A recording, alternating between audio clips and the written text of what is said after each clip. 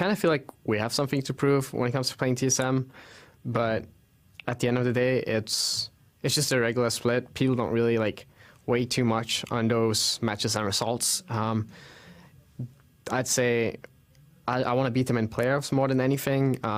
Regular season is kind of like, it'll be nice, but it wouldn't be that big of a deal. So I just kind of think of it as another match that we have to win.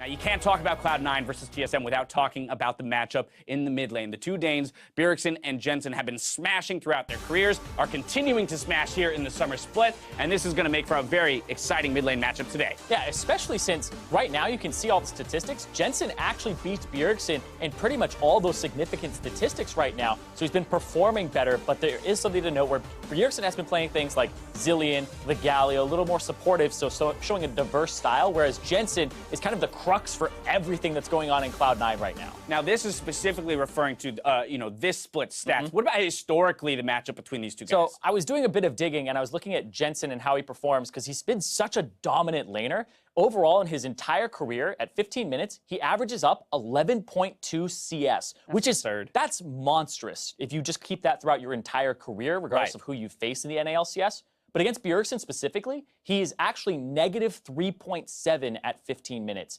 So he beats everybody, but up against Bjergsen, it is kind of that kryptonite that's going on. Right, beats everyone but Bjergsen as well. C9 with him on the roster, I know, does have a losing record. Well, historically, C9 has a losing record against TSM by only a short amount, a slightly larger margin with Jensen in the newer roster, actually. Yeah, in terms of Jensen versus Bjergsen, it's 11 wins for Jensen, 18 for Bjergsen. But in terms of C9 versus TSM overall, it's 28 wins for C9, 30 for TSM. So if C9 2-0 here, they actually tie the all-time record. 500 through 60 games, that would be absolute insanity. We were talking about Jensen and his comparison to Bjergsen and how a lot of times you'll see fans citing those things as saying, oh yeah, Jensen comes up with all these stats where he's actually showing up better than Bjergsen in this area, and this area, and this area. But where does Bjergsen show up?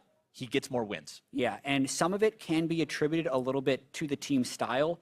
Ever since Cloud9 brought in Jensen to replace High about 2.5 years ago, he has been funneled the majority of Cloud9's resources in the mid and late game. True. And even though TSM does play around Bjergsen in the early game, towards the latter stages, you will see Doublelift and Hanser taking a larger share of the farm than Sneaky and Impact would be doing on the Cloud9 side. So there's slight stylistic differences there that can contribute a little bit to it. And even what we're seeing right now in the current iteration of these teams, Jensen's the guy we're always looking at for the big carry. Jensen's the guy you're looking at to put the team on his back. Bjergsen, on the other hand, picking things like Galio, picking things like Zilean, much more comfortable saying, okay, I'll step back from the front line, I'll step out of the spotlight, I can count on my team to carry. Yeah, and they are trying to be a jack-of-all-trades team in that sense. And I think Bjergsen has walked that line really well in the past, not so much in last split. Like when Bjergsen won the MVP of the 2016 summer split, it felt like he was doing that. Still winning lane, but playing very heavily towards the team. And that's what they're working towards getting more of out of this split. And then Thresh would have been on the way, but counter. Jensen might find himself solo killed by Bjergsen here, drops down the gravity well, but it will not do the trick. Bjergsen will find himself the solo. And look at that. Exactly what you said from game number 1. We've seen this be 50-50 before. The fans heard and answered. Unreal. Flip a coin. If they don't win this next fight, the game is over. Jensen's been called up. Contracts has healed in the fountain, and he's back out here with the home guards. Can they find it? In they go, Sneaky looking for a bit of wave clear. Stun's gonna find one. Contract still at 3K HP though. Wave clear fast. Okay. Good patience from TSM. They know that they've got several more lines of super minions ready to funnel in and help them out with their siege. Happy to wait for a little while. Contract's waiting for ambient gold to get his stone plate. I forgot the combined cost, but he's got 700 gold in his pockets right now. They should push hard on this one. Jensen's back to the bottom side to deal with that super minion. Go, a little bit of time. They're going to push him for this one. The balls are down. The knockback not going to find a whole time. Looking for Doublelift to buy some time. Looking for the charm. They might get Svetty. Forced to kite back out, and Hanser zones out the team with the Maelstrom. A stun out from Jensen, though, and it's not going to matter. Popskill didn't stay alive. He still gets shut down. The CC is too much. These solo laners are dead, and that's what's going to be all she wrote. Down goes Sneaky. Down goes Smoothie. His Contract's left alive. But there's no base left to defend. The minions are here, and TSM gonna return to the LCS with a 2-0 victory, convincing at that, knocking down Cloud9, who start their spring off 0-2 in matches. TSM, congratulations for the 2-0 win. And with Doublelift back in the roster, they are looking, maybe that 18-0 run happens. A bruiser top laner, you've got a bruiser jungler, you've got an AP support. Everybody's getting their worth out of that one. Bjergsen now going to be caught out. The same thing that happened to Jensen last game happened to him now. Very, very close, but he still walks away. Oh, a flash into the auto attack, and Jensen returns the favor from game number 1. Anything you can do, I can do better. Scarin trying to back, but Contract shows up in time to not allow that to happen. Shockwave flashed away from, Jensen evading that one. Keep in mind, Contracts has his ulti, Scarin does not. Nunu ulti is an amazing zone control mechanism to force your opponents to move in ways that they would not otherwise want to do. Yeah, and I'm wondering when they're going to go. There's no shockwave on Jensen's Bjergsen. going in, the culling coming out.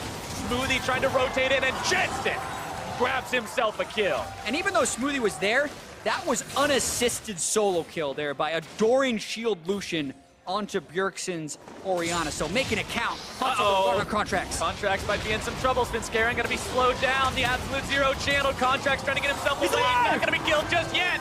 Smoothie going on a magical journey the wrong way. The equalizer comes down. Where are you going to run? run? To go after him. Flash into the flame spitter, and Cloud9 is 3-0. TSM, they've got to find some way to defend these. But it just gets harder and harder as multiple lanes of Baron Enchanted minions going to be pushing into the tier 3s. Contracts on the front line. Beautiful onto multiple people. Equalizer comes down. More damage coming out. Double lift is out of the picture. And Bjergsen's going to be chased down next. TSM retreats and loses the mid lane in him. And C9 is in such a power spike right now. They have the option to go bottom for the inhibitor, but they're going for the Nexus. This is going to be it, potentially. Cloud9 wants to force the issue. TSM has got to pull off the victory here if they want to keep their hopes alive. Scarin on the front line. Absolute Zero being channeled. Cloud9 keeping them off for now. Bjerg has to do the work. Sneaky and Jensen putting so much damage into Nexus turret number 2. Bjergsen going to be brought down. Ladies and gentlemen, TSM will fall, and Cloud9 will be the ones to take them down. The reverse sweep comes in from C9, and a beautiful game 3, and closing it out before 30 minutes. Vengeance for the first series this split, and vengeance for the outcome of the playoff finals. I always like seeing which players hug as opposed to handshake. We saw Dardoch hug Piglet in the CLG Liquid match, which I really enjoyed. Even though they're still waiting to play COG this week, you see what it means just to take them down here, especially in the manner in which they did. It's a hard strength of schedule. Of course, they're against 2 of the maybe very best teams in NA this split, but it's just, it smiles out of Biofrost, smiles out of Doublelift, smiles out of Bjergsen, a wave to the camera. Cloud9 has shown that they are still a threat and can still contend with TSM. First things first, let's rehash the criteria that went into the creation of this list. Yeah, so this list is through week 5, so it's not taking into account week 6 games or Rift Rival games, because it's the 5 weeks of the North American LCS. The moved up and moved down is in comparison to the week 2 list that we made.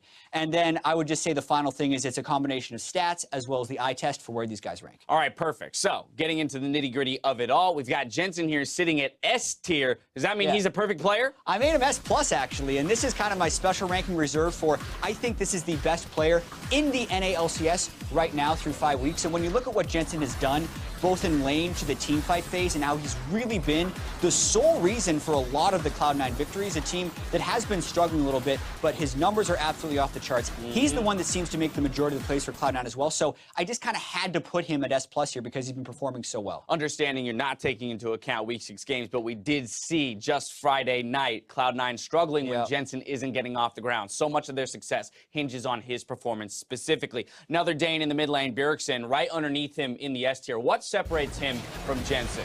Yeah, well, here's the thing. Bjergsen is also an S-tier player. You have to be super good to be put in S, but I almost feel like, you know how in the League of Legends grading system sometimes if the game just is over too fast, you can't get to an S+? Right. Sometimes that happens with Bjergsen because he hasn't had the opportunities that Jensen has had to display how dominant he can be. He's playing games extremely well, they're winning a lot of games, but so many people on that team are succeeding, it's hard for him to differentiate himself from Jensen. So both these guys are incredibly good, and in some cases you can swap them back and forth, but I think Jensen has just had to do more and has done more. Speaks to the strategic diversity of TSM, the fact that he isn't always on Bjergsen's shoulder to carry to the finish, and therefore sometimes doesn't look like the star. Only you.